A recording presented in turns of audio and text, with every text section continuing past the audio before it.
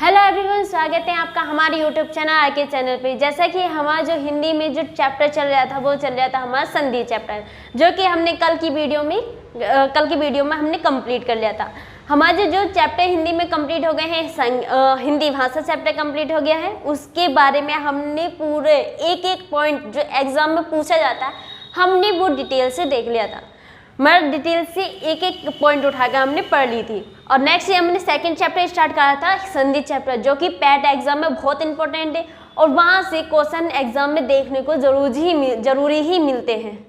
और जो हमारा जो नेक्स्ट है तीसरा जो चैप्टर है, जो हमने आज जो हमारा न्यू चैप्टर स्टार्ट होगा वो होगा हमारा कौन सा, बड़माला।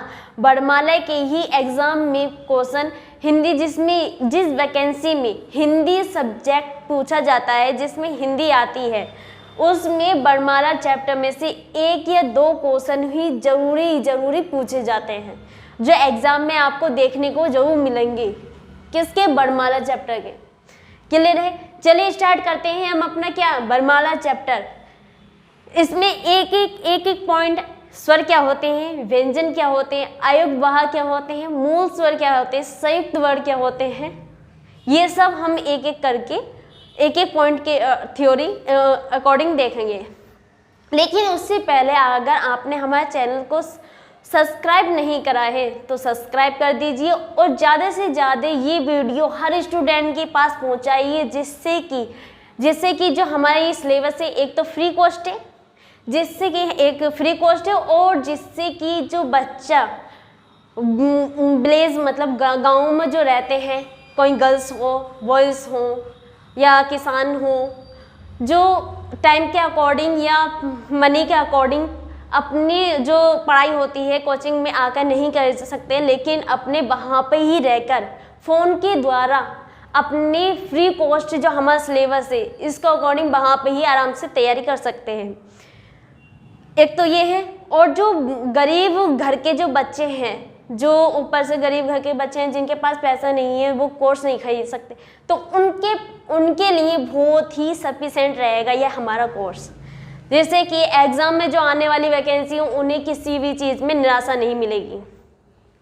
इसलिए आप ज़्यादा से ज़्यादा जो हमारी वीडियो है ज़्यादा से ज़्यादा शेयर कीजिए, चैनल के लिंक को ज़्यादा से ज़्यादा बच्चों तक पहुँचाइए, जिससे कि बच्चे अपना ही कंटेंट जो आने वाली वैकेंसी है उसमें अपनी बाजी मार सके।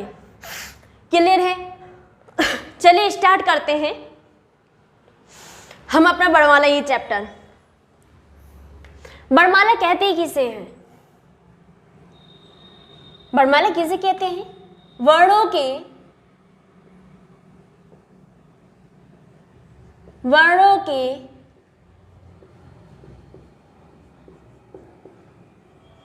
व्यवस्थित समूह को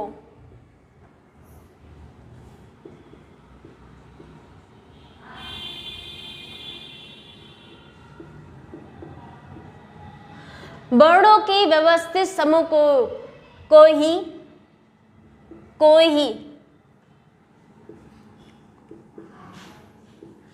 बड़माला कहते हैं।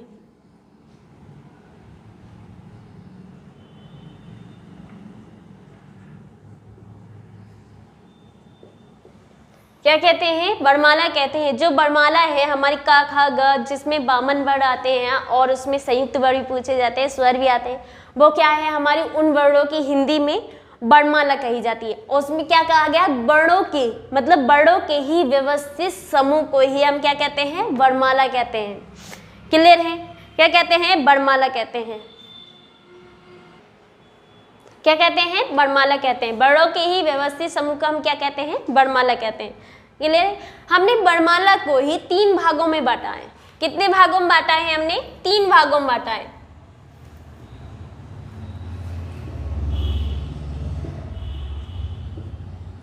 हमने बड़माला को 3 भागों में बांटा है। किसमें? पहला स्वर,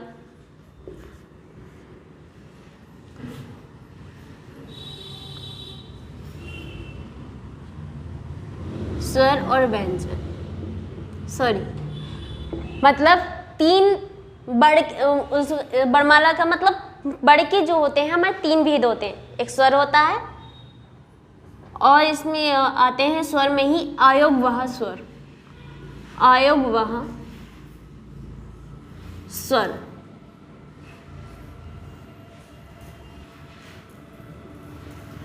वो कौन से होते हैं हमारे? ये होते हैं अंग,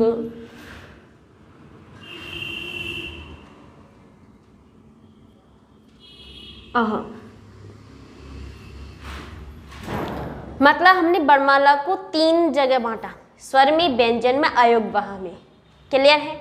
लेकिन अगर आपसे पूछा जाए कि वर्ण के कितने वेद होते हैं, वर्ण के ही हमारे कितने होते हैं? 3 वेद होते हैं। क्या होते हैं? वर्ण के 3 भेद होते हैं।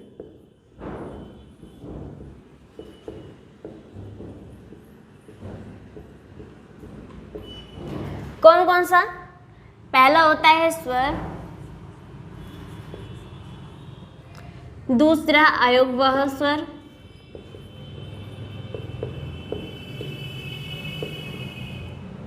आयोगवाह, तीसरा होता है व्यंजन,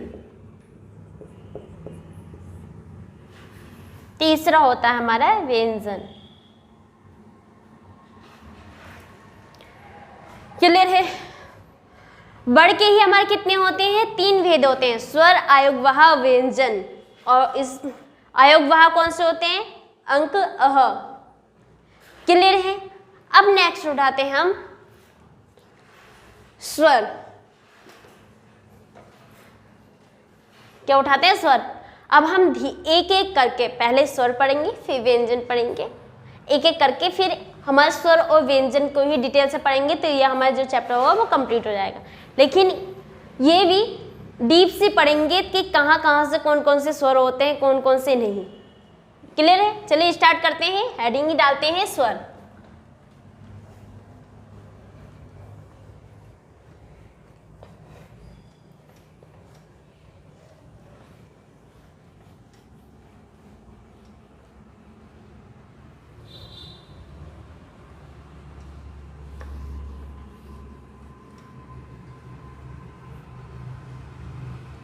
चलिए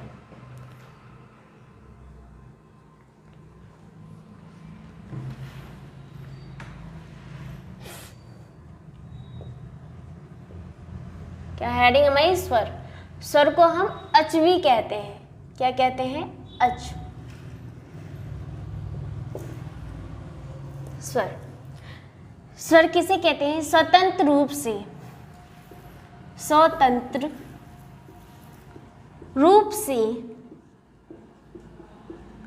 बोले जाने वाले, बोले जाने वाले, जाने वाले वर्ण, बोले जाने वाले वर्ड जो होते हैं, वर्ड स्वर कहलाते हैं। क्या कहलाते हैं? स्वर। इन्हें इंग्लिश में कहते हैं वोवेल्स, स्वर कहलाते हैं।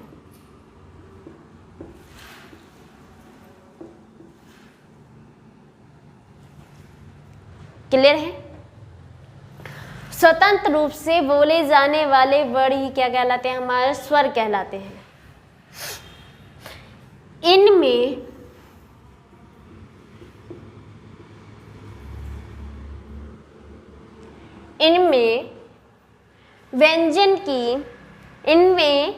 व्यंजन की सहायता नहीं होती है।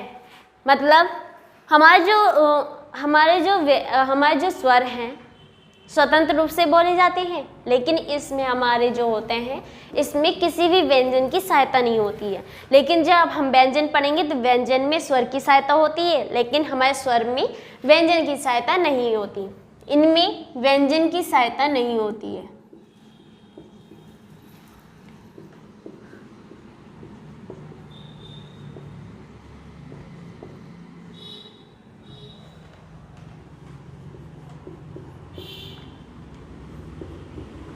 की सहायता नहीं होती है।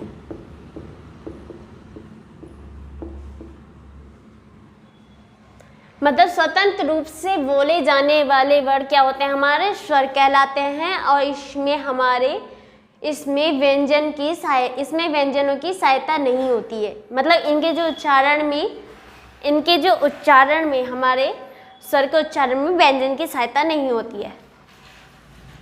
नेक्स्ट लिखिए कि स्वतंत्र उच्चारण से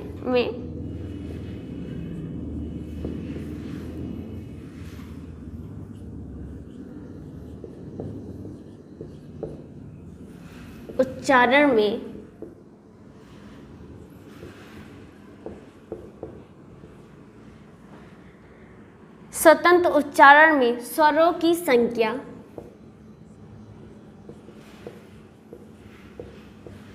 संख्या 11 होती है।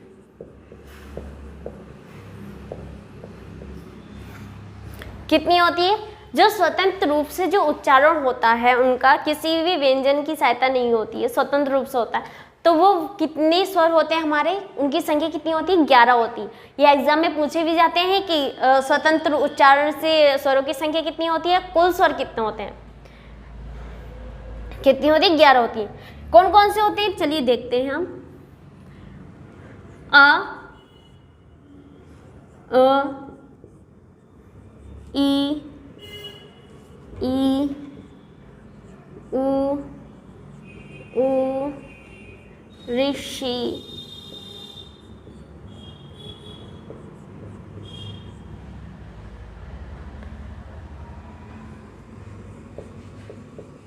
औ,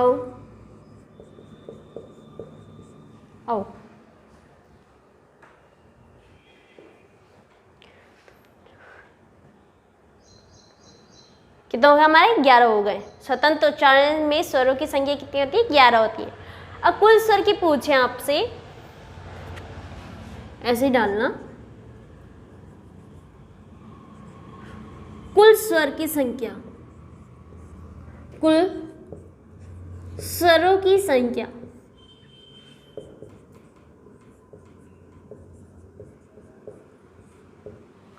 कितनी होती है? 13। कितनी होती है? 13। अब आपके मन में सवाल उठ रहा होगा, यहाँ पे तो 11 है, 13 कैसे हो गई यहाँ पे?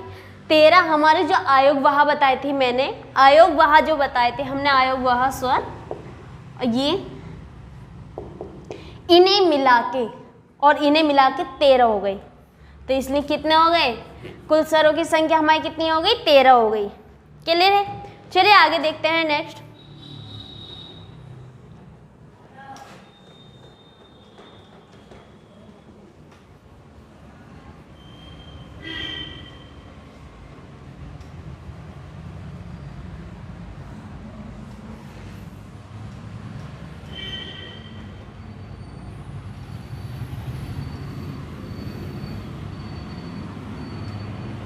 चलिए,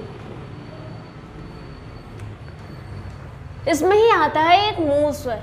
आपसे पूछा जाए कि मूल स्वर बताइए, मूल स्वर कितने होते हैं? हमारे जो मूल स्वर होते हैं, मूल स्वर होते हैं हमारे 4। कितने होते हैं? 4। कौन कौन से होते हैं? अ, ई, उ और ऋषि। कितने होते हैं? 4 होते हैं। आ, ई, उ, ऋषि। क्या हो गए? ये मूल स्वर हो गए। अगर आपसे नेक्स्ट पूछे कि मात्रा के आधार पर, मात्रा के आधार पर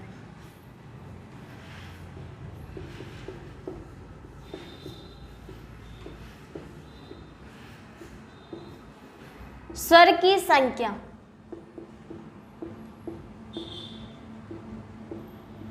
कितनी होती है? 2 होती है।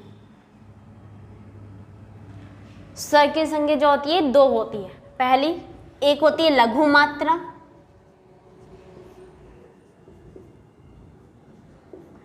मात्रा के आधार पर स्वर की संख्या या स्वर के भेद कितने होते हैं? हमारे 2 होते हैं। लघु मात्रा। दूसरा होता है गुरु मात्रा।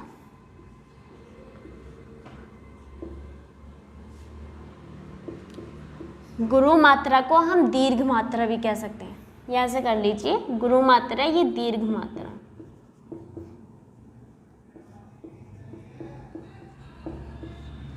क्लियर है? ये हो गए हमारे मूल स्वर भी हमने देख ली कि 4 होते हैं। आ, ई, उ, ऋषि। कुल स्वरों की संख्या भी देख ली, स्वतंत्र उच्चारण से भी देख लिया और मात्रा के आधार पे। आगे हम देखते हैं कि स्वरों का ही वर्गीकरण। क्या देखते हैं? स्वरों का ही वर्गीकरण।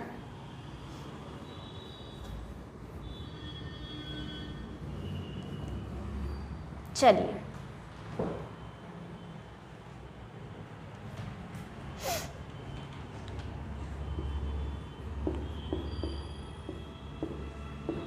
स्वरों का वर्गीकरण।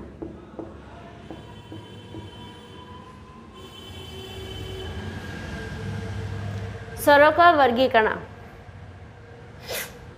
पहला हमने स्वरों का वर्गीकरण करा किसके आधार पर? उत्पत्ति आधार पर। किस पे? उत्पत्ति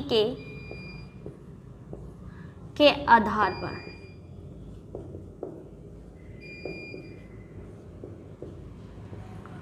उत्पत्ति के आधार पर स्वरों के जो भेद होते हैं, स्वर हमारे स्वर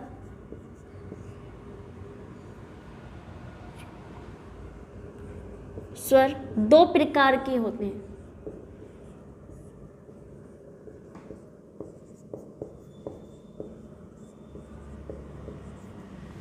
उत्पत्ति के आधार पर स्वर दो प्रकार के होते हैं। कौन कौन से? पहला है हमारे क्या है? मूल स्वर,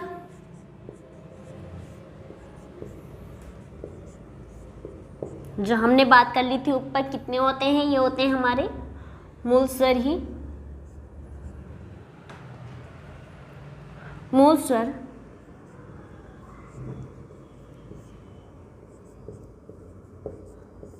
चार होते हैं। कौन कौन से?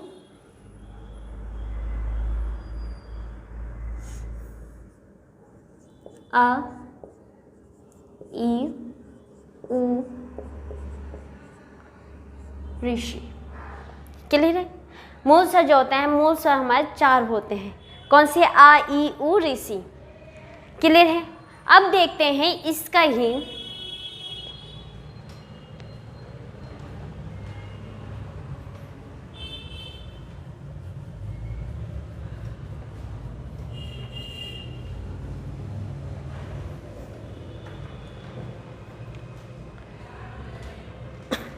संधि स्वर। नेक्स्ट है दूसरा ही दूसरे जो प्रकार का होता है संधि स्वर।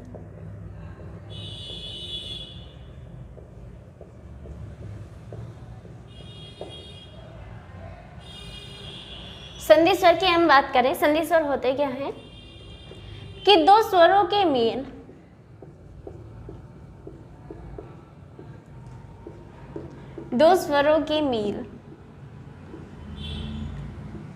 या अन्य स्वरों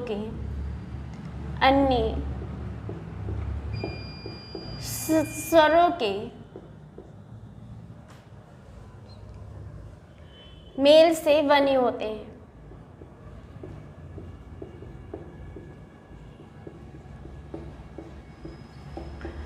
होते हैं। उन्हें संधि स्वर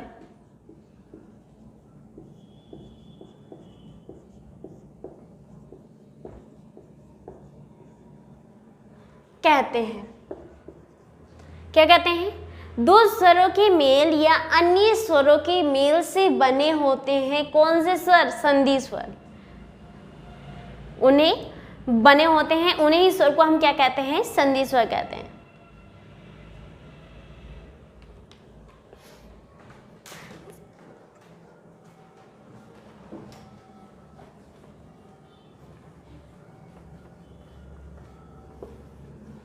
चलिए, हमारे संधि स्वर भी दो प्रकार के होते हैं।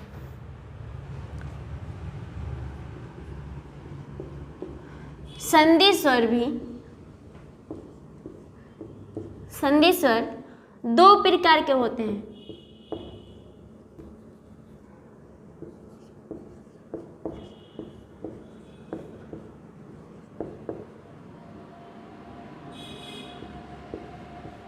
ये होते हैं, पहला पहला होता है हमारा कौन सा, मूल, मूल संधि स्वर।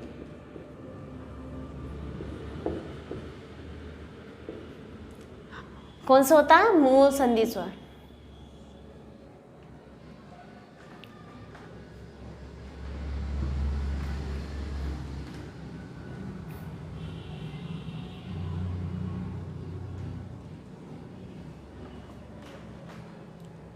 मूल संधि स्वर जो होते हैं हमारे सजातीय स्वरों के मेल से बना जाते हैं। सजातीय मतलब जो एक जैसे ही स्वर हो उनका आपस में मेल हो, जैसे आ हो तो आ का ही मेल आ से हो, तो ऐसे स्वरों का जब मेल होता है उन्हें कहते हैं सजातीय स्वर।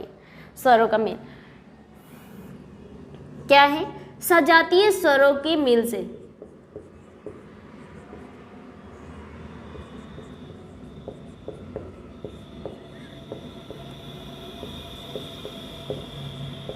मेल से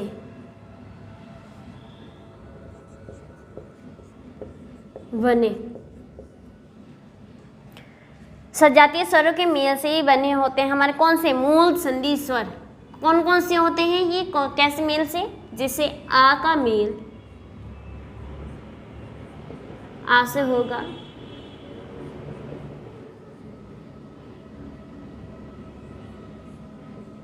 ई का मेल ई से, ई, ऊ का मेल ऊ से। तो ऐसे ही कैसे स्वर होते हैं, ये होते हैं हमारे सजातीय स्वरों के मेल से बने हुए कौन से, मूल संधि स्वर। कौन सी, मूल संधि स्वर। चलिए नेक्स्ट बात करते हैं इसका ही मूल संधि स्वर का ही दूसरा प्रकार।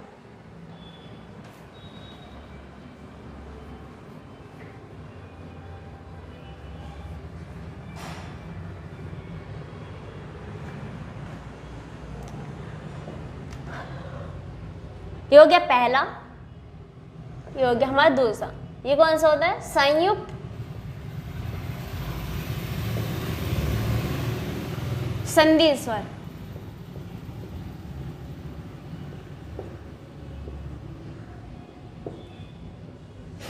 क्या हो जाए, संयुक्त संधि स्वर। संयुक्त संधि स्वर को इनका जो मेल होता है विजातीय, विजातीय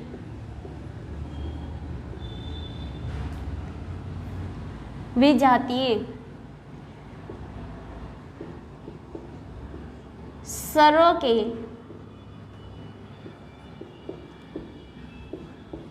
मेल से बने होते हैं। कौन से, हमारे संयुक्त संधि स्वर। कौन से होते हैं, संयुक्त संधि स्वर। इनका मेल किन किन से होता है हमारा, जैसे आ का मेल हमारा ई से हुआ तो क्या प्राप्त हो, ए। आ का ही मेल हमारा ए से हुआ, ए। नेक्स्ट है आ का मेल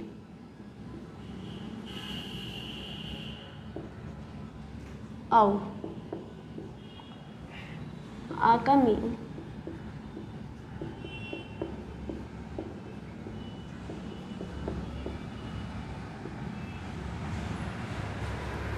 क्या हो गए, ये हमारे हो गए संयुक्त संधि स्वर। कौन से हो गए, संयुक्त संधि स्वर, जिसमें संयुक्त संधि स्वर में आ ई का मेल ए से होगा तो फिर आ का मेल बड़े ए से होगा तो ए प्राप्त होगा, ऊ से होगा औ होगा, और आ का होगा औ से होगा तो बड़ा औ प्राप्त होगा। ये क्या होगा, हमारे विजातीय स्वर। विजातीय क्या कहते हैं, जिनका सेम स्वर से मेल नहीं होता, मतलब जो मेल होगा अलग अलग स्वर होंगे, अलग अलग जाति के स्वर होंगे, तो उनका मेल जब होगा तो अलग हमें प्राप्त होगा, तो उन्हें क्या कहते हैं हम, विजातीय स्वर। सजातीय आप जान गए क्योंकि सेम स्वरों से हो रहा है, यहाँ पर अलग अलग हो रहा है तो इन्हें विजातीय, ये सजातीय। चलिए अब देखते हैं उच्चारण। यह हमने देखे थे उत्पत्ति के आधार पर स्वरों का वर्गीकरण।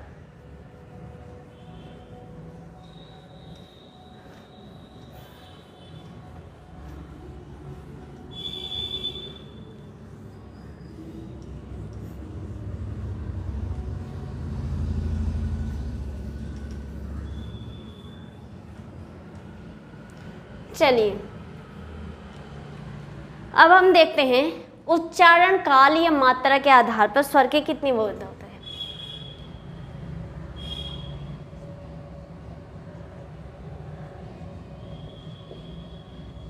उच्चारण काल या मात्रा के आधार पर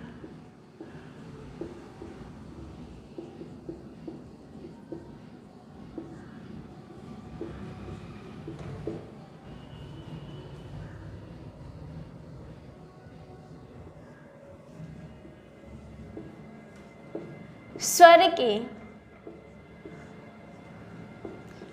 3 भेद होते हैं। कितने भेद होते हैं? 3 भेद होते हैं।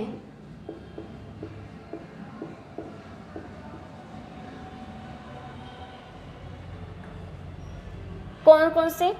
पहला होता है ह्रस्व स्वर,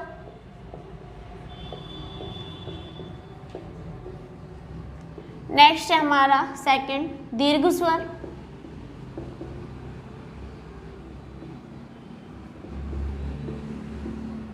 फिर तीसरा है हमारा लुप्त स्वर।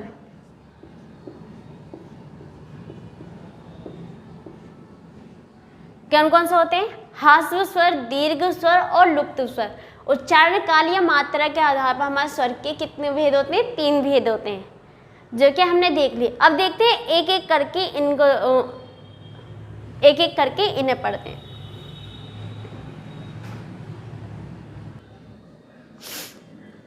क्या है हमारा? उच्चारण काल या मात्रा के आधार पर स्वर के 3 भेद होते हैं, ह्रस्व स्वर, दीर्घ स्वर, लुप्त स्वर। अब एक एक करके देखते हैं। ह्रस्व स्वर, ह्रस्व स्वर किसे कहते हैं? ह्रस्व स्वर की हमने बात करी। ह्रस्व स्वर किसे कहते हैं? कि जिन स्वरों के उच्चारण में, मतलब जिन स्वरों के उच्चारण में कम समय लगता है, तो उन्हीं स्वर को क्या कहते हैं? हम ह्रस्व स्वर कहते हैं। चलिए देखते हैं कौन कौन से हैं।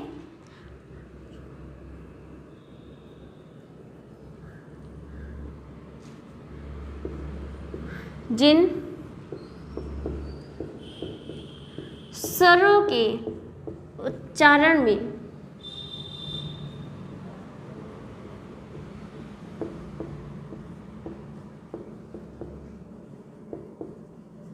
बहुत कम समय लगता है,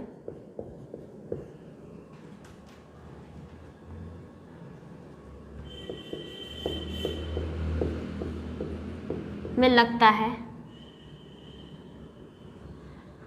जिन स्वरों के उच्चारण में बहुत कम समय लगता है उन्हें क्या कहते हैं? ह्रस्व स्वर कहते हैं। इसमें जो मात्राएं होंगी हमारी, एक मात्रा, इन स्वरों की एक मात्रा कह सकते हैं या एक लघु मात्रा, मतलब इन स्वरों की जो मात्रा गिनी जाती है वो एक होती है, लघु मात्रा। कौन कौन से होते हैं हमारे वो स्वर? चलिए देखते हैं। आ, ई, उ, ऋषि, ये मूल स्वर भी होते हैं, ह्रस्व स्वर भी होते हैं। क्लियर है?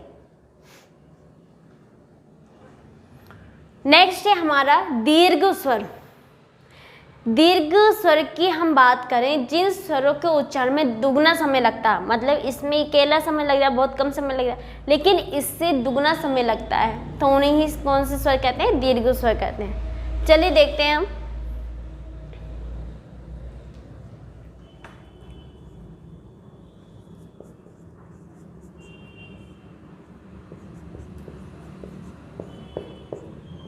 दीर्घ स्वर, दीर्घ ही स्वर की हम बात करें,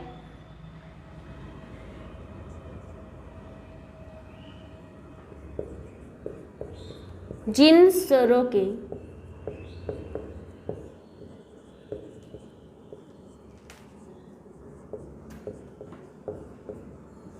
उच्चारण में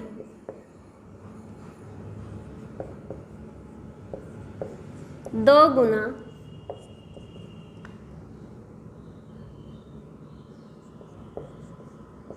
समय लगता है, दो गुना समय लगता है, उसे ही हम क्या कहते हैं? दीर्घ स्वर कहते हैं। क्या कहते हैं? दीर्घ स्वर कहते हैं। क्या कहते हैं? दीर्घ स्वर कहते हैं।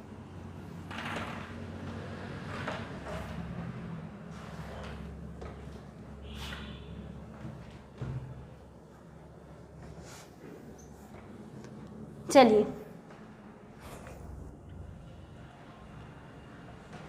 क्या कहते हैं? जिन स्वरों के उच्चारण में दो गुना समय लगता है उन्हें क्या कहते हैं? हम दीर्घ स्वर कहते हैं। इसमें जो मात्रा की हमारी गणना होती है, 2 मात्राएं होती हैं। इसमें मात्राएं होती हैं 2 मात्रा,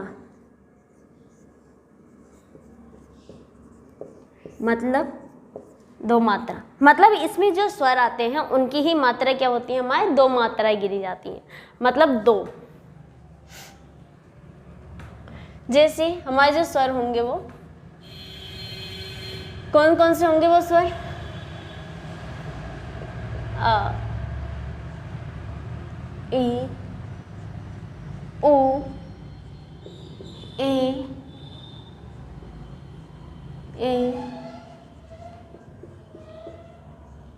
औ, औ। ये कौन से होंगे? हमारे दीर्घ स्वर होंगे। इनकी ही हमारी मात्रा की गणना जब की जाएगी तो 2 मात्रा में की जाएगी। क्लियर है? अब हमारे यहाँ आते हैं लुप्त स्वर। नेक्स्ट जो बताया, ह्रस्व भी हो गए, दीर्घ भी हो गए, अब बचे हमारे कौन से? लुप्त स्वर।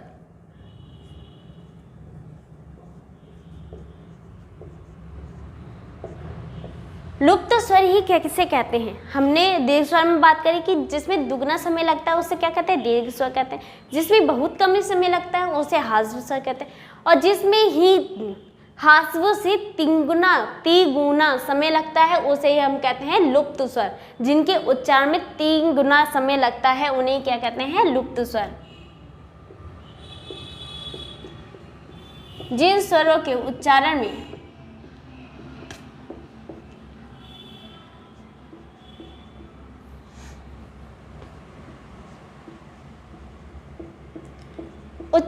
में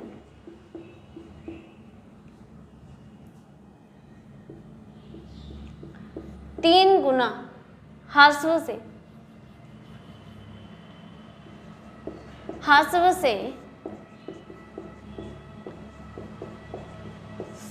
3 गुना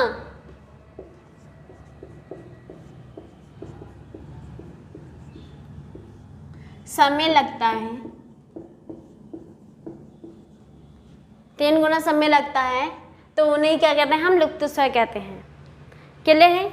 चलिए हम देखते हैं कि वह कैसे कैसे स्वर होते हैं, मतलब ऐसे कौन से स्वर हैं जिनमें 3 गुना समय लगता है।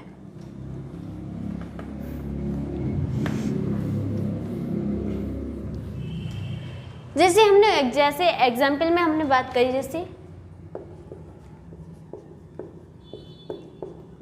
जैसे राम, मतलब कोई स्वर आए उसमें हमारे आ जाए, जैसे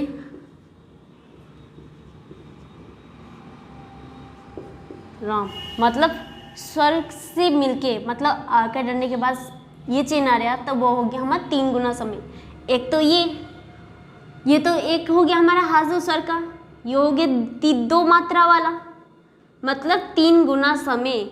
मतलब किसी स्वर के साथ अगर ये चिन्ह आता तो उसका मतलब होता 3 गुना समय लगता बोलने में। हम राम को राम बोलते हैं, इसे क्या बोलेंगे? इसे बोलेंगे हम राम। लेकिन हम जब इसका उच्चारण करेंगे तो इसका उच्चारण होगा राम, आवाज़ खींच के राम। तो इसमें क्या हो गया? हमारा उच्चारण में 3 गुना समय लगता है। नेक्स्ट कर लेते हैं, जैसे राधा।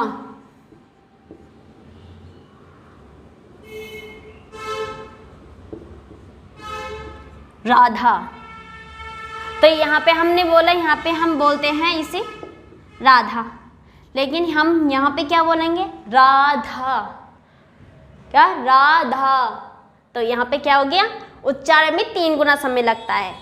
तो ऐसे ही स्वर क्या होते हैं? हमारे लुप्त स्वर होते हैं, क्योंकि स्वर के ही साथ मिलकर हमारे ये क्या आता है? ये आती है। तो इसमें क्या हो गया? 3 गुना समय हो गया। आप चिन्ह याद रख लेना, चिन्ह ही क्या होता है हमारे इसके लुप्त स्वर का। ये क्लियर है? चलिए हमने देखा था स्वरों का वर्गीकरण, जिसमें हमने हास्य स्वर मतलब उत्पत्ति के आधार पर भी देखा, उच्चारण के आधार पर। अब मुंह और नाक के अनुनासिक, जीभ के आधार पर, मुंह के आधार पर, हवा के आधार पर, मुंह से निकलने वाली हवा के आधार पर, तो उसके हम देखेंगे कल। आज के लिए बस।